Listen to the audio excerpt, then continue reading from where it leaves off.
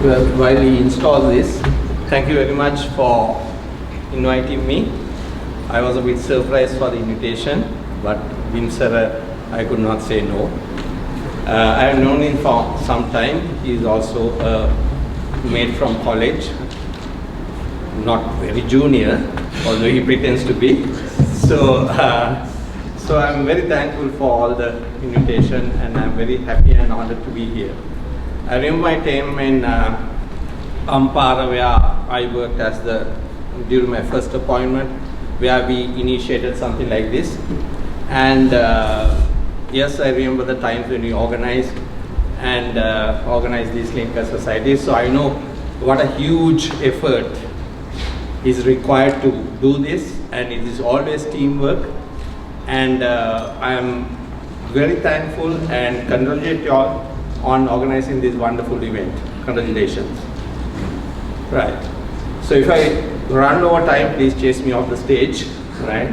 Because, right, I'll speak with this, right? Okay. Okay. Now, my times go back a long time. I did my second post-intern appointment at Jayawardenepura from 1999 to 2002. And I was a MOPD. And it was a station for us to study and work, and it carries pleasant memories. The next thing I met, this was the workshop in Jayawardenepura, because I do workshops all around Sri Lanka to train consultants. And this is my experience. There I can't now remember who was the consultant at that time. The surgeon was Rohan, and did this training. This is a one-day session which we operated on about 7, 8 or 10 cases from morning to night, and we trained the consultants. Right, so this is the latest in Sri Lanka and in the world. This is called, gynecologists always approach things in very small places, right? So naturally, this took time to come, but VNOS is vaginal natural orifice transluminal endoscopic surgery. The whole surgery is done through a port placed at the entrance of the vagina, no cuts at all, and we can do most of the surgeries through this. This is first performed in Kalubowila. Does this pointer work? Yeah. Does this pointer work? Right. So what you are seeing is the view through the vagina. A port is placed, and you can see how wonderful the view is, but it is from below up, right? And hysterectomy is being performed. You can see and therefore you can see how the view is. It's different from a laparoscopic view from our conventional, and the whole specimen is delivered through the vagina. And most of the quite a few surgeries can be done this way. This is the view which you look up, and this is how these are performed, and this is the team. So we have already performed a series of these, which is the nucleus. This is the uterus and the tubes delivered, and the ovaries have been left. So that is an advancement. As you see, the pointer, can someone? Not sure how it works. All right, okay. Working, thanks, sorry. Right. So you see, when you look at laparoscopy, the initial levels are the ones you perform: diagnostic, LRT, dye test, while intermediate would be cystectomy, hysterectomy, oophorectomy, myomectomy. Those are the initial surgeries that a gynecologist is trained to do. But there's a whole lot more, a whole lot more in gyne, because by laparoscopy we can perform almost any surgery except a few surgeries like advanced cancers, who our cancer colleagues will tell us. But almost every surgery now can be performed laparoscopically. There's hardly nothing impossible for us to perform. So if you look at this, you can see bladder endometriosis, hysterectomies, pelvic floor mesh repairs, cornolectomies, excisions, uterine reconstruction, birch, presacral neurectomies, vesicovaginal fistulas. I have a colleague here, so he'll be able to comment later. So these are all the surgeries that can be actually performed. Actually, there's no surgery other than a few advanced cancers that we cannot perform laparoscopically in gynecology today. If you look at this, this is what we want actually. To look at this, we don't see this. Beautiful uterus, the ovaries, no adhesions, and this is what we expect to see, but this is what we see. You can see how disturbed everything with endometriosis, because endometriosis is a bulk of the work which we do here. You can see everything stuck to each other, bleeding and painful. And this, of course, is a view which we see in this, where you can see all the endometriosis and the whole anatomy is distorted. Right. Now, the bulk of our problems in laparoscopy, we do endometriosis.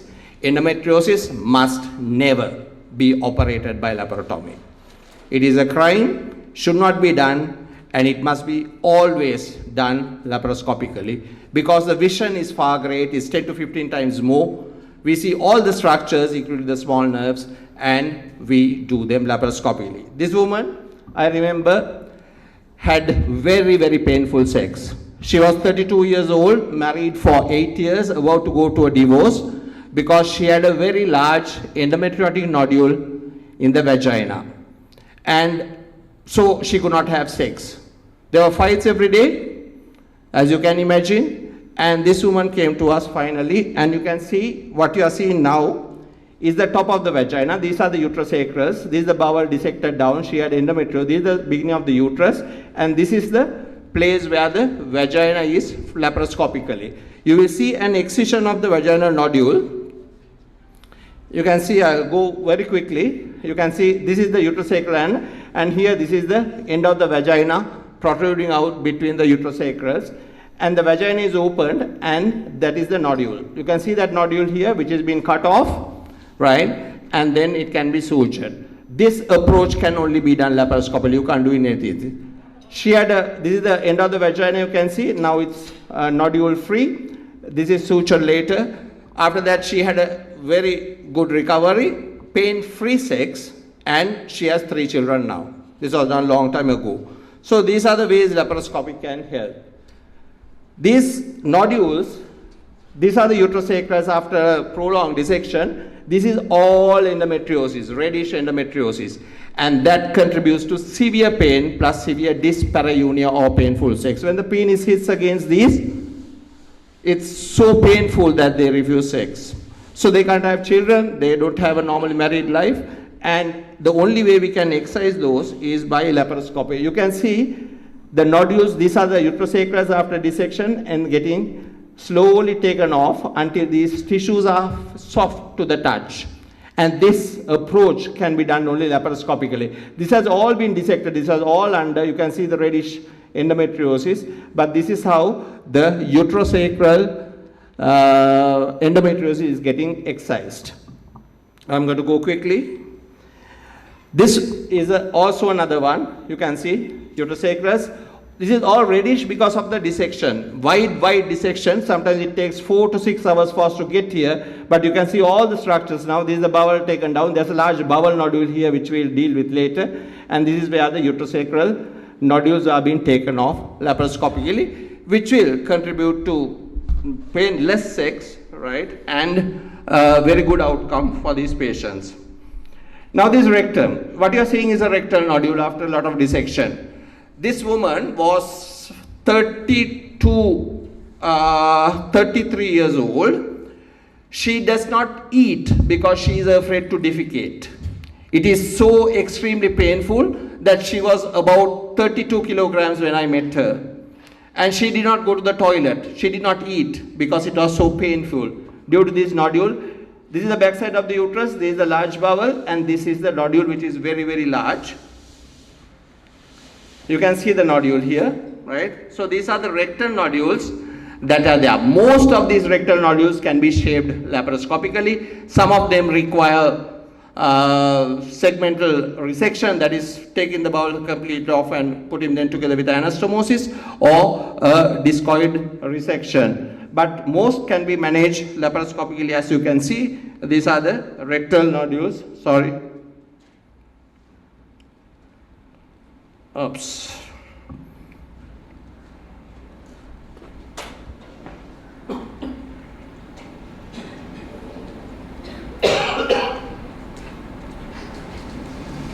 Right. So this is the way the rectal nodules are resected in. So this is not her, this is a different patient who had very severe dyschezia, as we call it, painful defecation. And once this is done and sorted, most of them will be pain-free and they enjoy their defecation very much.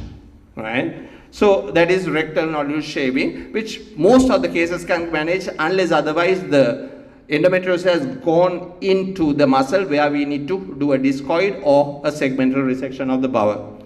Now, okay, this is, sorry, the slides are going very slow.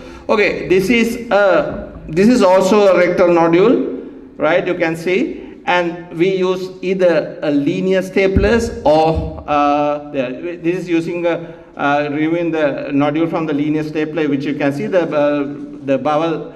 This is lifted off, and you can see how the whole endometriotic nodule is taken off, and these women have an uninjured recovery and pain-free defecation. Next is the discoid resection of bowel, what we do with this endometriosis of the bowel. What you can see is these staplers are inserted via the anus, and the nodule is taken up like this, and a staple is put through the anus, and that part, once the stapler, it's inverted in, so the staplers are already inside it, and when it's fired, that disc is cut off. So the endometriosis is cut off and the anastomosis happens like this. So you can see the anastomosis already, and these people have a very, very good recovery, especially with discoid or shaving. This is the leak test which is done. You just blow some air into it and see whether it leaks after the test.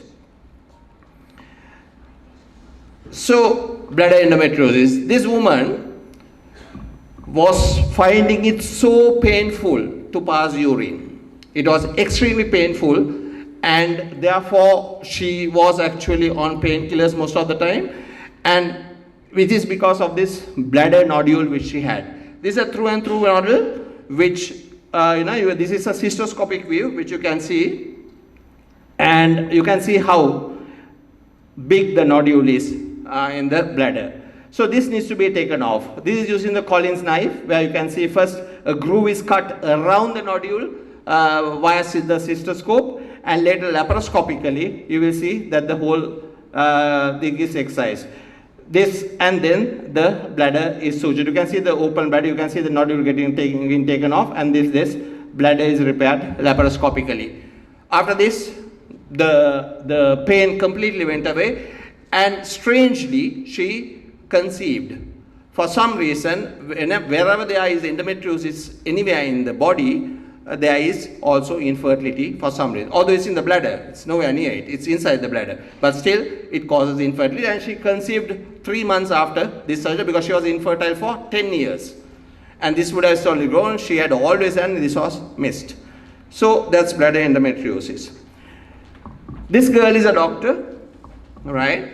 And she had to be carried to the toilet by her husband during her periods due to endometriosis of the sciatic nerve, right? This is the initial dissection. It was so painful, she was on pethidine and morphine every time her period, and she was bedridden, and the husband carried her, who is also a doctor, to the toilet during that period. So he was on leave, she was on leave, and it was due to sciatic nerve endometriosis, which we diagnosed by endometriosis. So, and you can see the nerves getting dissected. So all this is where you can see the beginning of the sciatic nerve here. So she had a complete recovery. She's fine in some way. So she has 4 children now. She never stopped making babies after this, right? She's now 42. She had the last baby at 42 years of age. I asked her to stop. I mean, it's enough now, right? So this is the surgery that changed her life actually due to this. And this is then reconstructed later on. So I'm going to hurry up because I'm going to be chased off the stage by Beam Sir soon. Right. So ectopics. We should not be doing self-injectomies now. Self-injectomy is a whole thing where we remove the whole thing. Actually, most of these, if fertility is desired, can be managed by salpingotomy. You put a linear cut here, and then you take out the ectopic, and then you can reconstruct the tube.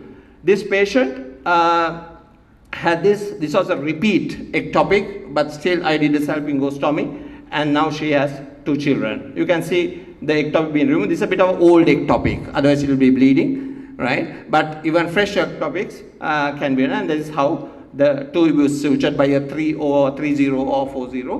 And this work very well. Of course, they need methotrexate afterwards to take off any cells that are left. So that is a salpingotomy, right? I'm going to advance.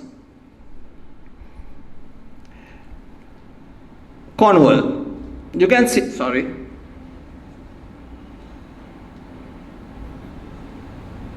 I keep touching things that I should not touch, I think. Right.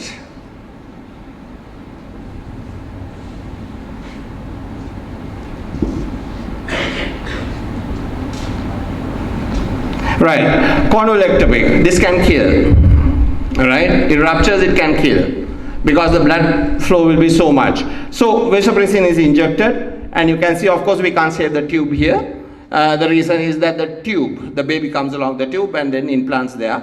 So once it's implanted, once you remove it, automatically the tube also goes off. So these are the ones, these are fairly simple surgeries. But you need not be afraid of doing a corner. So once you cut, you'll see blood coming out, right?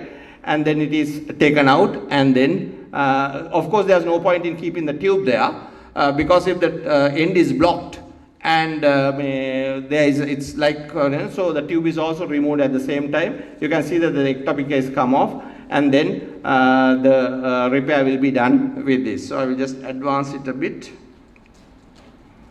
Right, you can see the suturing being done, and that is how that's done. But however, they require methotrexate.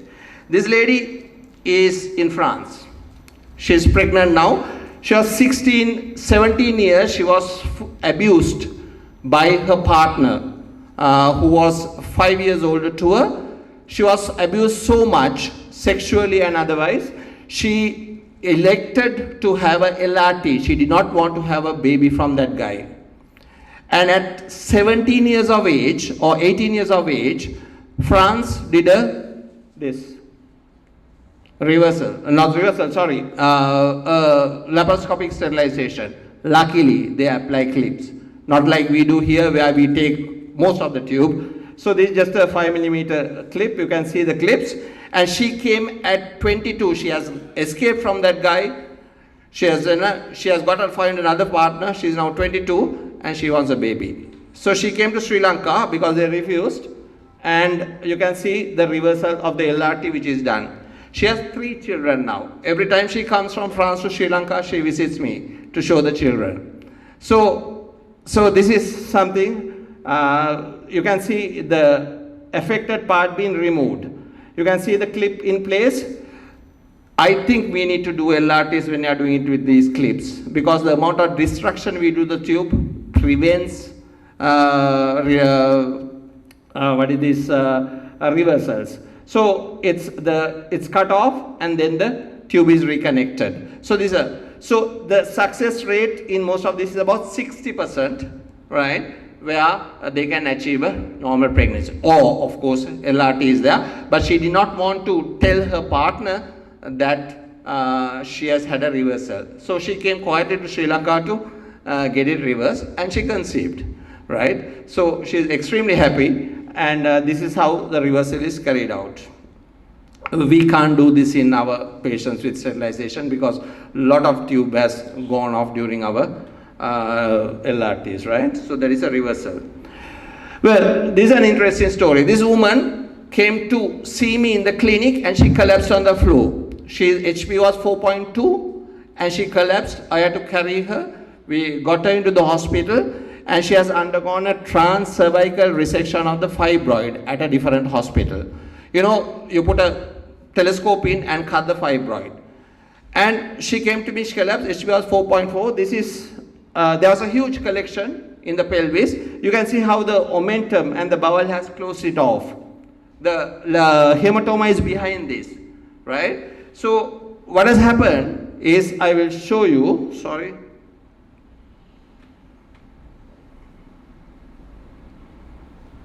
Oops. Somebody will have to help me there because now I am a bit lost. Right. So she came to me and we opened up. What has happened is that transcervical resection has been done, and then, sorry, not the other ones. They have put in a forceps, a sponge forceps. There are pieces left and they have pulled it out. They have pulled the entire upper part of the uterus out. So there was a huge gap, including the two ends of the tubes, on the uterus itself, and she has been discharged. She has bled at home, and finally when the HP done, she did not want to go back. She has come to our clinic, and then she collapsed on the floor, and this is what we see. So I reconstructed the uterus. Luckily she had one child, right? Her periods were back, right? But effectively the top of the uterus and the two portions of the tubes are gone, so it was very effective LRT, right? At the same time, she did her transcervical resection of the fibroid because she wanted children, but now that is what happens. So this is what happens with unsupervised, thank you. This is what happens with unsupervised work by trainees. In other countries, would have been sued. Our country, no. But you see, you can see this. You can see this has been slowly taken off. So now I am approaching the pelvis actually. I still haven't got to the hematoma, right? And there you can start to see the hematoma, because luckily it has been sealed off, but the blood collection was so huge. You can see that is the blood collection from the top, because she was bleeding directly from the large canal. You can see then. You can see now you can see the uterus here. These are all additions, and you can see that the top is missing. You can see this is the uterine cavity. Can you see that? So that is the inside. You can see the whole portion has been pulled out by sponge forceps, right? So that is that is the ovary buried there, and then I completed the reconstruction. I will just fast forward. So this is the flap. You can see the whole uterus, that is the flap that has been missing. So I created a flap from the uterus and then sutured it on top to reconstruct the uterus. She had a periods back. It was pain-free, but of course she cannot have children because the two tubes are not there. But yes, IVF is a possibility if necessary, hopefully, but a bit dangerous. Udara will tell us, right? And with the uterus like that, right? So, okay, and this is normally how it should be done, which we do in laparoscopy or endoscopy. These are the fibroids. So this is called a transcervical resection of the fibroid, where we can resect it completely by a resectoscope. You can see the resectoscope, you can see the fibroid here, and you can see how the cuts are being made, right? So these are done quite often. Any small fibroid inside the cavity will cause infertility. Any small fibroid. This woman, the whole biggest problem was infertility, and she conceived after this. You can see the cavity now free, the endometrial overgrow, and then you can see the whole cavity nicely free after this. So we should not cut from above through the myometrium. We approach all this to the cervix to do a transcervical resection of fibroid, which was attempted in the previous patient whom I show you. Right. So this is the polyp. The same thing. It has the same effect of a fibroid in the canal. So for fertility, of course, you can see those needs to be resected off, and so this is, it can be cut off by a scissor, it can be cut off by a resectoscope, and this is a cold scissor excision of the fibroid, which you can see. The polyp. It's called a transcervical resection of polyp. Right. Lot of endometriosis is on the peritoneum. We should not just burn them. That should be, because they grow slightly more deeper into the peritoneum. So the best way would be to strip it, and you can see the peritoneal stripping here of superficial. You can see an endometrial growth here. You can see the bowel here, and these are all. These are the ureters going there, right? So these are the nodule, and you can see it bleeds when it touches. These are extremely painful when the bladder expands. it becomes very painful to defecate. Here, of course, it's in the peritoneum. So these must not be diathermized. If you diathermize, some tissues will be left and they will grow back again. So that is excision. You can see how the excision is done. I'm going to go very quickly, right? So you can see how the nodule, this is you can see, this is a bladder nodule, but on the surface. So, and this can be sutured later. This is superficial endometriosis over the ureter. If it persists, you can see the ureter here, right? And this is endometriosis. You can see the ureter moving here, and it will take. If it does, this will grow, and this will crush the ureter, and you get hydroureter hydronephrosis. So this is something that we can exercise. These all are peritoneal stripping, which you can do. This is a patient who has had peritoneal stripping for endometriosis. You can see all the. Prof. Rohan will be able to appreciate all the anatomy. You can see the hypogastric plexus exposed.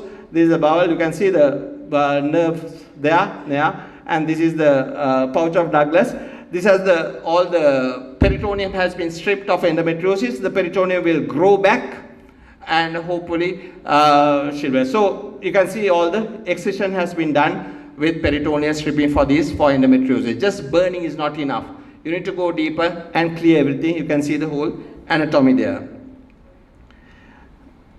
Right, same. Right, birch. You know what birch is, right? Where people have stress incontinence. So in this patient, she had a very large uterus as well. So this hysterectomy we found is just a normal hysterectomy. You can see the bone. Now the hysterectomy has been done. So we approach the retropubic space, which we, sorry, I think I'm pressing this, sorry.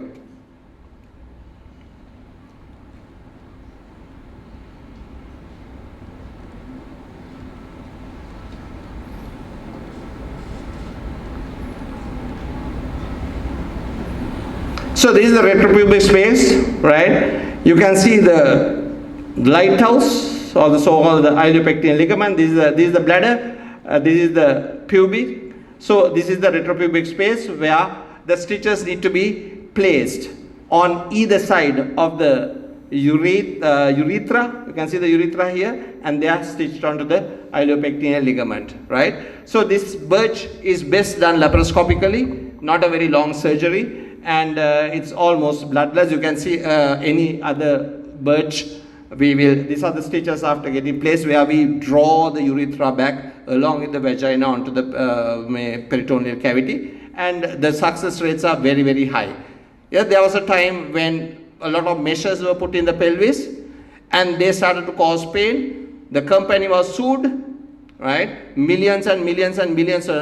So from doing mesh repairs, we have now turned back into the old golden birch, which we are doing now. But during this time when the meshes were there, the lots in the world lost the touch with birch, and therefore, but now we are revisiting it, and now it seems to be again the surgery of choice for incontinence.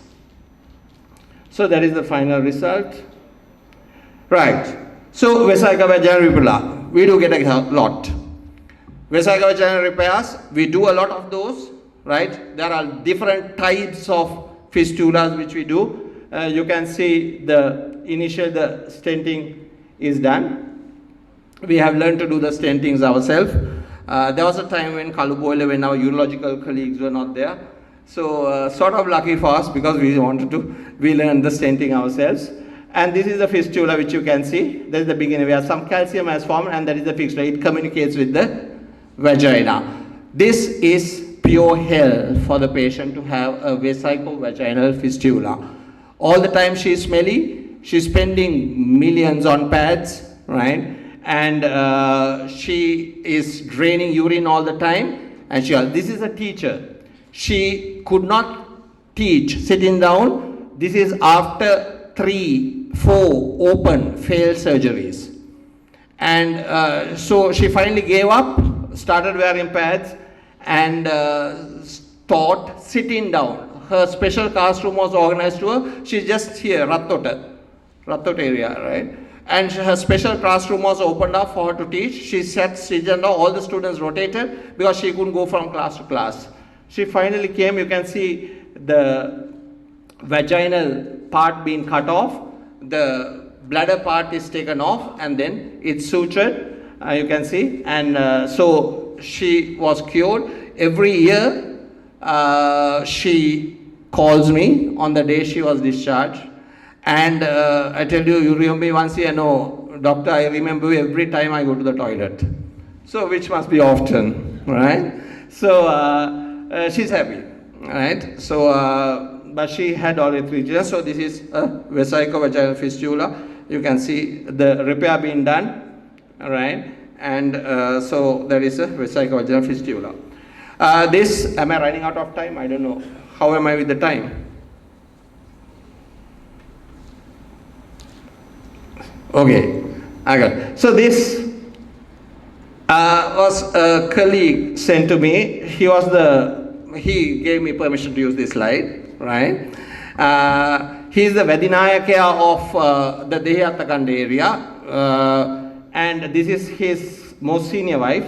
She had 6, after hysterectomy, she had 6 unsuccessful vesico-vaginal repairs, surgery, and mine was the 7th one, which was all right because it was done laparoscopically. He came to me with honey right out of the jungle, right? And this is the day he took her home, right? So he came with all the thing, and he had a translator because I could not understand what he was saying, right? So this is the day. So these are the pleasures of doing these surgeries for vesico-vaginal fistulas.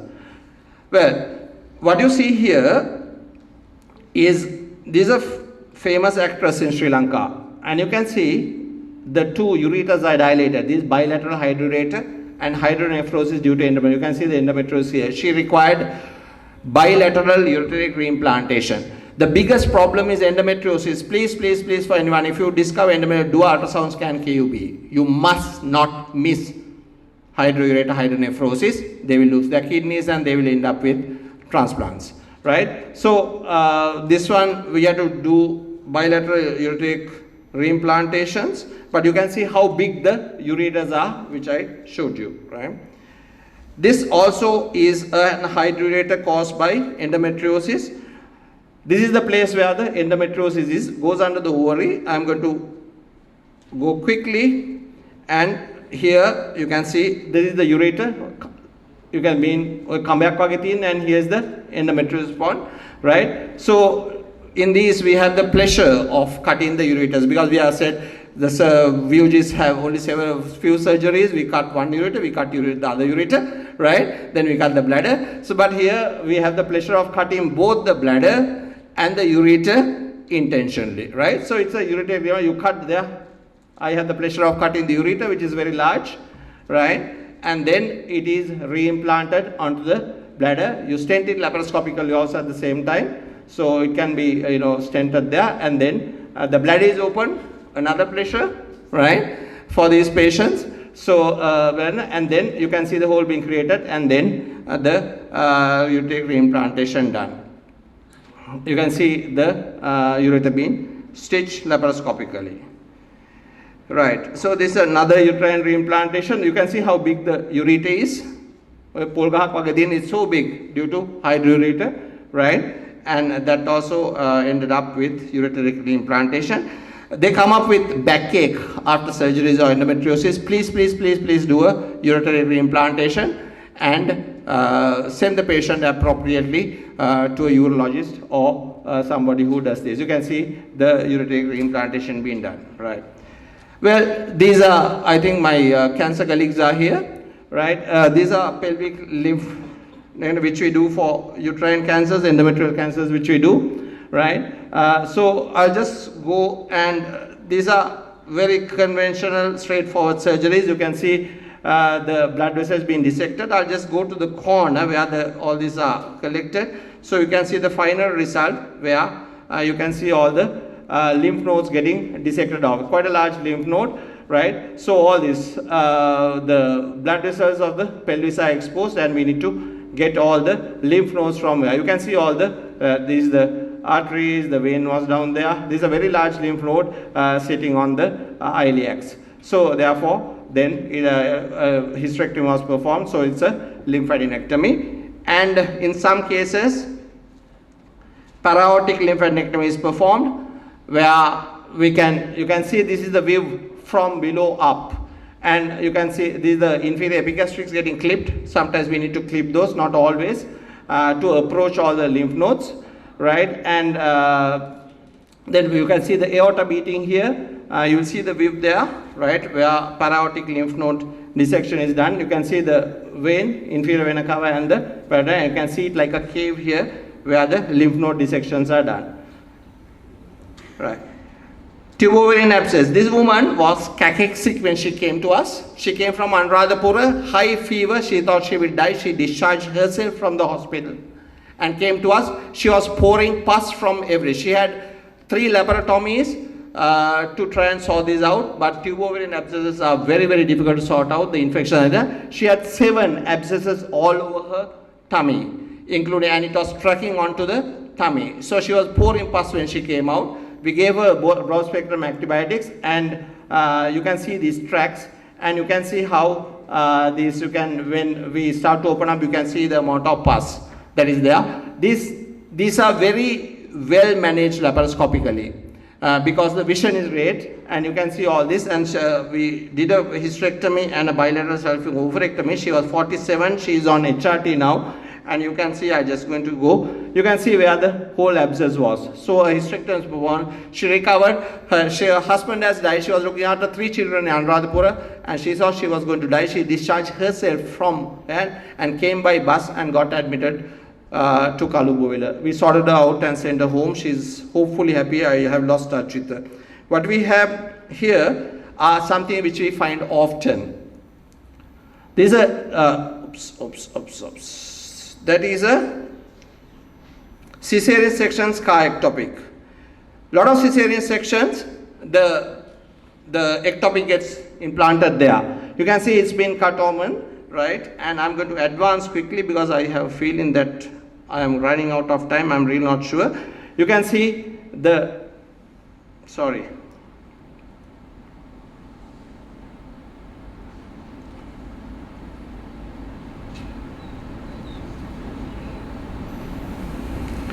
So you can see the scar being, sorry.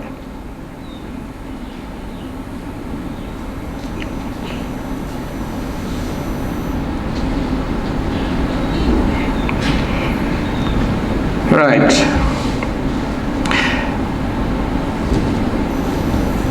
You can see the ectopic being taken out of the scar. And so it's basically a mini cesarean section. We deliver the uterus, you can deliver it out. You can see the pregnancy coming out of the scar. They are rather large, and then the edges are trimmed, and then the uterus is double sutured, just like a normal cesarean section. You can see the edges getting trimmed because those edges will not heal very well. And if this woman went on to have 2 more babies, right? Right. Sacrocolpopepsy is something that can be done for women who are having either after a hysterectomy where the wall comes out. So what you are seeing here is the vaginal wall being pushed from there, and then it is hitched onto the sacral promontory by a mesh. You can see the mesh, right, and it is hitched onto the sacral promontory is opened up. You really need to know your presacral anatomy because there are some very nasty veins along that way. You hit it, you are in trouble, right? And then it's closed up. So that is a sacrocolpopexy. Myomectomies are extremely common surgeries. I don't think I need to dwell much on that, right? So these are very conventional surgeries. I'm just going to skip that, and so that I'm going to skip. Myomectomy, sorry. All sorts of different myomectomies, and every myomectomy can be done laparoscopically. There is no such thing as not being able to do anywhere. Any type, any size, any amount we can do laparoscopically. The only thing is what has changed is morcellation is out. These are different types of myomectomies. We don't do morcellation, we do hand morcellation with a port because In 2016, I think, somebody in USA, somebody mosulated a carcinoma. And after that, electromechanical mosylation is out, but now we do a mosylation through a port, hand port. Right, so these are different kinds of myomectomies. And this is something which we do very often, adenomyomectomy, something that gives a lot of pain, infertility, and adenomyometrics, there is no smell. We need to cut out as much as possible because the tissue is changed, but it does give a lot of grief. 3 problems it gives: pain during sexual intercourse, very severe painful bleeding, and infertility. Those are the 3 problems that it gives. So you can see that it's been cut off, and then these are adenomyotic tissue. Adenomyosis is when the endometrium migrates into the myometrium and changes the myometrium. So it's cut off and then it is repaired. So these are the ones even for infertility, adenoma. You can see the flaps are taken off and then it is repaired. Right. So the Dhammike, I think Minister mentioned, this is something that we have started, South Asia. Here is a tertiary referral center for endometriosis and gynecological laparoscopy, which are done. And these are the kinds of cases we get. This is a 16-year-old girl with 13 laparotomies done on her, right? And this is the vulva, which has multiple surgeries. She has a colostomy and she has a urine, she drains urine with the intermittent catheterization. She had congenital anomalies, so therefore it was impossible to go in, because what she developed was, when she was before 12 years, she had these 30 surgeries. When she started to have her periods, obviously they forgot to take off the tubes and the uterus. Uterus had no connection with the vulva because the vulva had 8 or 9 surgeries. So she developed massive hematosalpinx, which stretched from her pelvis to her liver on both sides, like huge ones. So we had to do it laparoscopically. You can see where the ports have been placed. And she was in severe pain, and she was 13 years old when we did the surgery, and she's fine now. So you can see the ports, and then that is how. So these are the cases we get referred to. This is my teaching. I think Bimsar also was there in one of these, right? So this during COVID, where we did Zoom sessions. There were in gynecological laparoscopy, and of course I do workshops all over Sri Lanka for teaching. That is at Kahavatta, this is at Homagama, this is at Ambilipitiya, and many more, right? So I hope I have kept to my time. I just wanted to you all to understand that just laparoscopy, the scope of laparoscopy in gynecology is vast. There's nothing which we cannot do, so except a few surgeries. So therefore, I just wanted you all to understand the amount of work that can be done laparoscopically and in expert hands. Thank you very much again for the invitation.